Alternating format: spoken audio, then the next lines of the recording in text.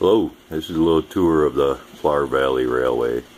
You'll have to excuse some of the mess. I'm still working on the ceiling and of course the layout. And so we'll go along here. This is what you see when you first come down in the basement. And it's got the sawmill on it. This is the town of Wheatling. Has a Deer Creek sawmill on it. This section I bought from another guy that had passed away, unfortunately, but we've added a few things to it. Not quite done with it yet, though. So this is on the top level, part of the main line. Train coming around the main line right there now too. So that train is actually heading eastbound, and this would be the end of the line there, right past Wheatling here. There'll be a helix going down right here where that wood is going across there. It's just temporary going across there right now, and I'll just have a track going off to the side so I can keep it running continuous around the back side of the helix.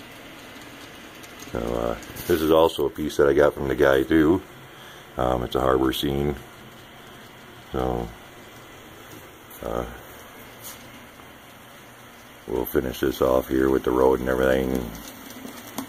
It'll fit in pretty good, and then and the helix will be on the back side of it and stuff, so you won't see none of that behind it. It'll be all filled in. Alright, we'll walk back around this way and go into the main part of the room. The layout is 17 by 23, and this section out here is 10 feet long, 5 feet wide, and plus that little harbor scene over there. Right now this switch right here goes up to the branch line, and this is all going to be changed. This is all just temporary for the branch line right now. It goes up in pretty steep grade right here, and pretty scary running it across there that high off the floor, and goes through the hole I just put in the wall there. That's all going to be finished off and then too, and eventually it will come out of here and it will go straight across here on a big steel viaduct and go right over top of the company houses there, and then around the back side of the helix and into the yard, and it will never even come out here on the main line. Alright, we'll duck under here. So the bottom deck you can see is all built. Just need to put the supports underneath it, and then we can start doing the deck. We'll go around the other side. We'll start at the yard. There's the beginning of the helix. Come up. I believe it's a 52-inch radius on it. So we'll start at Allanville Yard over here. This is the yard lead on the west end of Allanville Yard here. This will be changed a little bit. I don't like the way it's going in, so this hole right here is going to be filled in, and the yard lead will come back into there and go into the yard, and then we'll come around the yard here. We got outside track around the yard that serves all the businesses along the outside. We've got Maverick Metals right there. So, and you can see the yard track right there, and that bulkhead flat's sitting on the lead to Maverick Metals. And then them switches out there, I got push pull knobs in there, hooked to a switch underneath the layout so it keeps it tight. So that way you don't have to reach over everything. There's Cody scrap back there, and Lippman glass. And the trucking transfer there, and then some of these buildings here I just have mocked up right now so I know what they're going to be, and how I want to do them. Some of them are going to end up a little bit bigger than they are here. We go along the yard lead. You can see the engine house down there.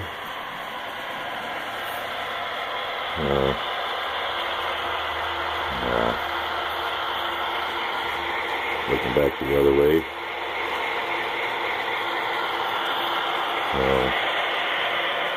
You've got two tunnels, one for the main line, keep going around, and the yard lead goes around through the tunnel, which I'm pretty sure in real life they wouldn't have you switching sitting in a tunnel, but that's the way it worked on here so I could separate everything. Up on top is part of the branch line. That's Untitled Sawdust up there. That you can get to from the other room to get into here. It's got one track for empties and loads that the local picks up, and then the other track is where it loads out, and the Untitled Sawdust switcher does that, moves them back and forth, and the local only picks up off the one track.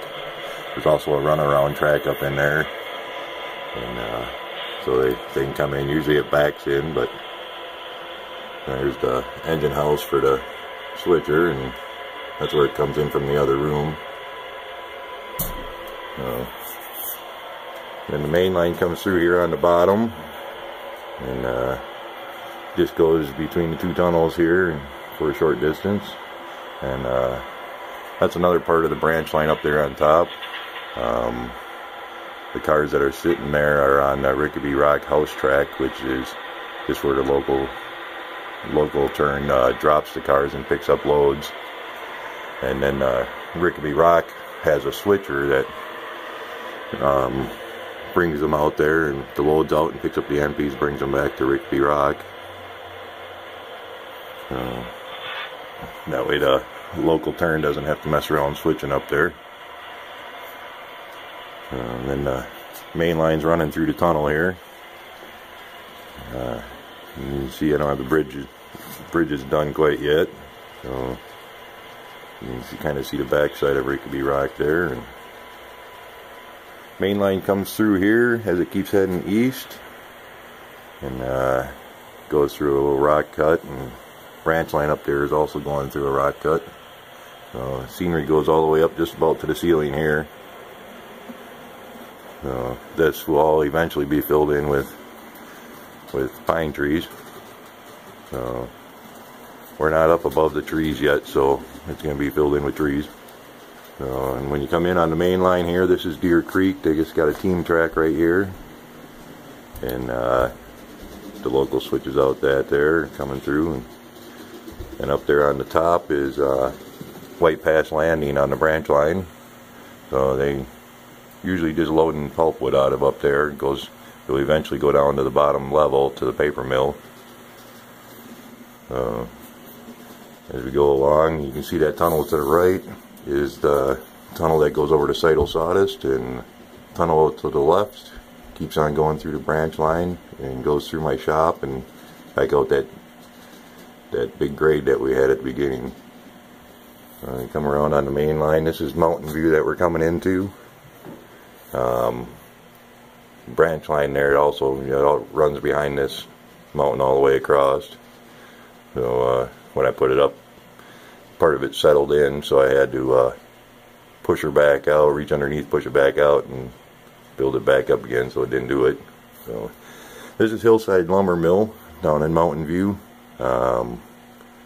They got sawdust track there in the middle, and it loads out, brings pulpwood in and logs to the sawmill, and they unload right there. And then over here on this side of the main line, they got their lumber shed, and that's where they load out all their lumber.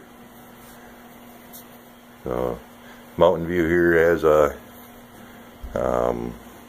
passing siding and another work track. With the locals usually plugging everything up here when it comes over. Also on the same track here is the lumber shed for Hillside Lumber. We got American Petroleum Service, and there'll be a Texaco oil company here, local delivery company. Then going across the back to part of the Farmers Co-op, which will be Mountain View Co-op. They got a couple sheds back there, and then on this side of the track they also got their grain plant. And then there's Charles Company back there in the back. They manufacture, and then this track closest to us here will eventually be interchange.